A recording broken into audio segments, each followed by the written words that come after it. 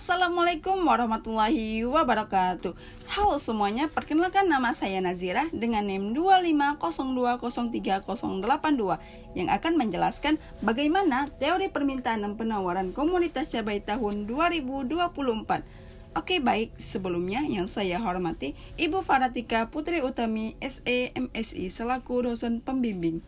Nah, terlebih dahulu saya akan menjelaskan latar belakang dan teori permintaan dan penawaran atas jasa atau barang.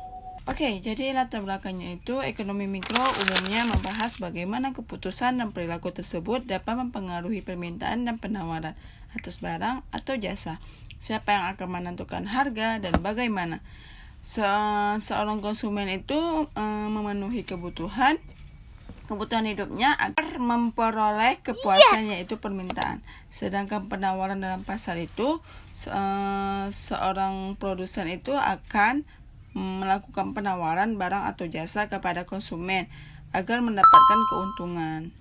Apa sih tujuan penulis ini? Yang pertama itu untuk mengetahui apa yang menyebabkan pergeseran permintaan.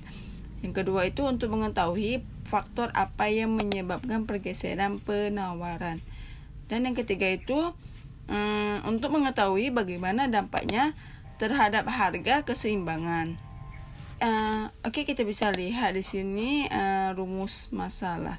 Yang pertama itu faktor apa yang menyebabkan pergeseran permintaan. Dan yang kedua itu faktor apa yang menyebabkan pergeseran penawaran. Dan selanjutnya itu bagaimana dampak terhadap harga keseimbangan.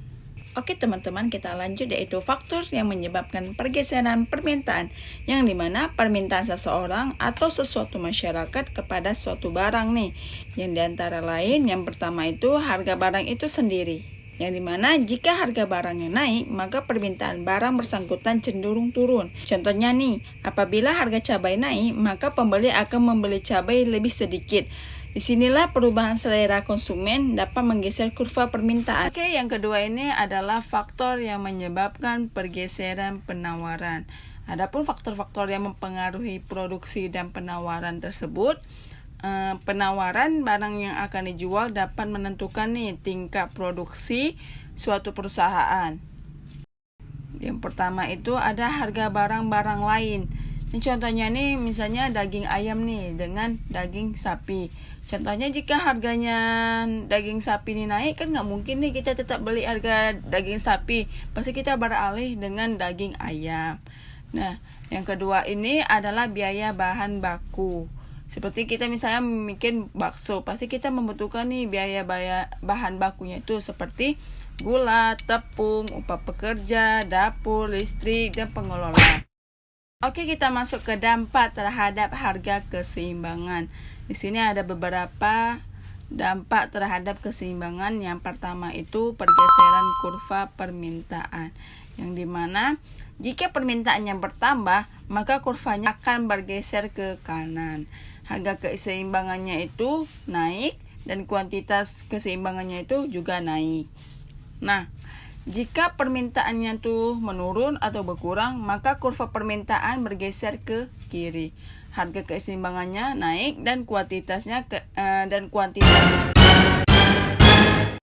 keseimbangannya itu turun. Oke, kita lanjut yang kedua yaitu pergeseran kurva penawaran, yang dimana jika penawarannya bertambah, maka kurva penawarannya itu akan bergeser ke kanan. Dan harga keseimbangannya itu turun, kuantitas keseimbangannya itu yang naik. Dan jika penawarannya berkurang, maka kurvanya akan bergeser ke kiri. Harga keseimbangannya itu naik dan kuantitas keseimbangannya itu turun. Oke teman-teman, di sini kita bisa melihat data harga kuantitas komoditas cabai tahun 2024. Yang dimana di sini ada bulan Januari, Februari, Maret, April, Mei, Juni, Juli, Agustus, September, Oktober, November, dan Desember. Dan di sini ada juga harga atau P. Dan di sini ada kuantitas atau dalam kilogram. Oke, di sini dalam hukum permintaan itu ketika harga barang naik, maka permintaannya turun. Seperti di bulan Juli. Nih, harganya naik nih 90.000. Permintaannya yang turun jadi 65 kilo. Dan ketika harganya turun, permintaannya naik. Seperti Januari. Harganya nih turun nih 40.000. Permintaannya tuh sampai 250 kilo. Oke, kita lanjut yang penawaran, yang dimana ketika harga barang naik, jumlah barang yang ditawarkan ikut naik, yang dimana kita bisa melihat di bulan Agustus. Di sini harganya 60.000 dan penawarannya yang diminta itu 100 kilo. Dan ketika harganya misalnya 70.000 nih kayak di bulan Mei, jualnya itu sampai 90 kilo tuh penawarannya tuh. Jadi intinya semakin mahal harga barang, semakin banyak untung barang. Oke, ini adalah ilustrasi grafik dari komunitas cabai tahun 2024. Yang dimana di sini sudah ada tertera, yang warna biru adalah bulan dan warna merah adalah kuantitas atau kilogram, dalam kilogram. Oke, lanjut. Yang dimana di suatu permintaan ketika harganya 90.000 nih, harganya 90.000, maka jumlah harganya itu 65, sebanyak 65.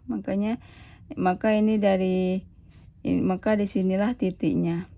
Harganya 90.000 dan permintaannya sebanyak 65. Oke, lanjut ketika dalam penawaran yang dimana harganya 60.000 di bulan Agustus.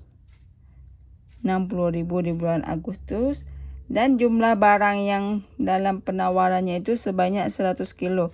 Maka disinilah titiknya. Nah, pasti banyak bertanya nih, apakah pemerintah perlu ikut campur dalam subsidi atau impor atau kasus tersebut, misalnya itu lewat kebijakan harga eceran tertinggi. Nah, pasti pemerintah itu seringkali nih mempertimbangkan intervensi dalam pasar untuk mencapai tujuan tertentu, seperti stabilitas harga, ketersediaan barang, atau perlindungan konsumen atau produsen. Oke. Alasan pemerintah ikut campur yang pertama itu stabilitas harga, untuk menjaga harga tidak terlalu fluktuatif yang merugikan konsumen dan produsen. Nah, yang kedua ini ada ketahanan pangan, yang dimana memastikan ketersediaan barang pangan ini penting seperti cabai. Nah, yang ketiga itu perlindungan konsumen, yang dimana untuk mencegah harga yang terlalu tinggi nih bagi konsumen. Dan yang keempat itu adalah dukungan bagi petani atau produsen, yang dimana membantu petani atau produsen melalui subsidi atau kebijakan lain. Apa sih konsekuensi jika pasar dibiarkan bebas? Nah, konsekuensi jika pasar dibiarkan bebas itu, yang pertama itu fluktuasi harga, yang dimana harga itu bisa sangat fluktuatif tergantung supply atau permintaan. Nah, yang kedua itu ada ketidakstabilan pasokan. Jika produksi terganggu, misalnya cuaca nih, harganya itu bisa naik tajam. Nah, yang ketiga itu spekulasi harga oleh pedagang.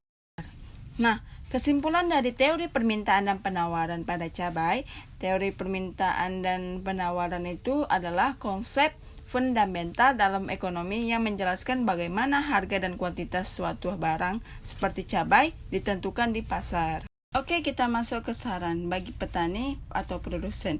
Yang pertama itu penerapan teknologi, di mana penggunaan teknologi pertanian modern ini seperti irigasi otomatis meningkatkan produktivitas dan mengurangi risiko cuaca.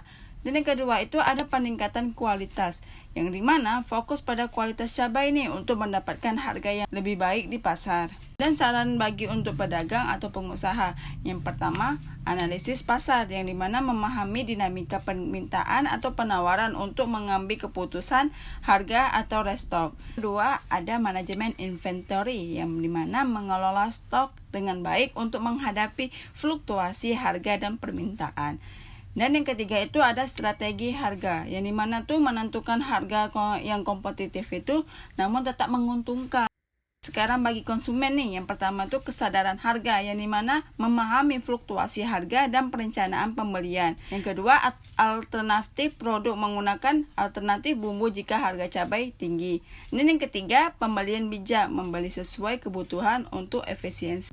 Baik, terima kasih. Makalah ini telah saya susun semaksimal mungkin, dan untuk itu saya menyadari sepenuhnya bahwa masih ada kekurangan dari segi susunan, kalimat maupun tata bahasa. Oleh karena itu, dengan lapang dada saya menerima segala saran dan kritik dari pembaca dan pendengar agar saya dapat memperbaiki makalah ini.